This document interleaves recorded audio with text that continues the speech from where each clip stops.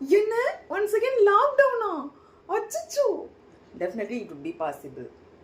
Last Wednesday வந்து ஸ்ரீலங்காவில் holiday announce பண்ணியிருக்காங்க. அது மட்டும் கிடையாது, பாகிஸ்தானில் லீவ் கொடுத்துருக்காங்க சில இண்டஸ்ட்ரீஸ்க்கு. ஸ்கூல்ஸ்லாம் ஆன்லைனில் கண்டக்ட் பண்ண சொல்லியிருக்காங்க. அது மட்டும் இல்லை, எந்தெந்த இண்டஸ்ட்ரியெல்லாம் ஒர்க் ஃப்ரம் ஹோம் பண்ண முடியுமோ அந்த இண்டஸ்ட்ரிக்கு பெர்மிஷன் கொடுத்துருக்காங்க. ஸோ ஒவ்வொரு கண்ட்ரியும் இந்த மாதிரி ஒரு செனரியோ நோக்கி ஓடிட்டுருக்கும்போது நம்மளுடைய ப்ளஸ்ஸும் மைனஸும் நம்மளுடைய பாப்புலேஷன் தான்.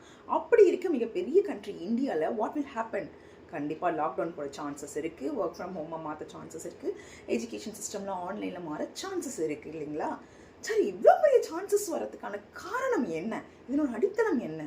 கண்டிப்பாக இந்த வார் தாங்க. அதுவும் இத்தனை நாள் வாரில் இது என்ன நம்மளுடைய மாற்றத்தை ஏற்படுத்துதுன்னு பார்க்கும்போது, எஸ்டர்டே நடந்த நார்த் ஃபீல்டுக்கு நடந்த ஒரு அட்டாக் தான். நார்த் ஃபீல்டுன்றது கட்டரை சார்ந்த ஒரு இடம்.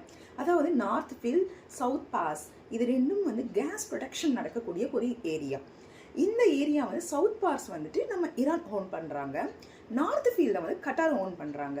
இங்கே ஈரானுடைய தாக்குதலை நடத்துகிறோம் அப்படின்னு சொல்லிட்டு இஸ்ரேல் என்ன பண்ணியிருக்காங்க, சவுத் பாஸை அடிச்சிருக்காங்க.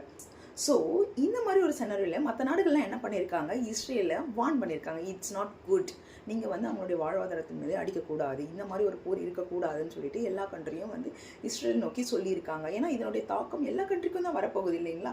ஈவன் நம்ம கூட சஃபர் ஆகிட்டு இருக்கோம் இல்லைங்களா? ஸோ இவங்க வந்து சொல்லியிருக்காங்க. இதில் முக்கியமான சொன்ன ஒரு நம்பர் யாருன்னா ட்ரம்ப்.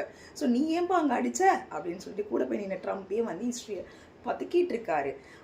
அதற்கு பிறகு ஈரான் என்ன பண்ணியிருக்காங்கன்னா, தன்னுடைய தாக்குதலை நாங்கள் காட்டுறோம் பாருங்கன்னு சொல்லிட்டு கட்டாரோடைய சொந்த பிளேஸான நார்த் ஃபீல்டில் இருக்கக்கூடிய ஏரியாவை அவங்க அட்டாக் பண்ணியிருக்காங்க. Drone attack was. ஸோ இது நேற்று நடந்திருக்கு. இதில் பாதிக்கப்பட்ட மிகப்பெரிய இடம் எதுன்னா ராஸ் லெஃபான்.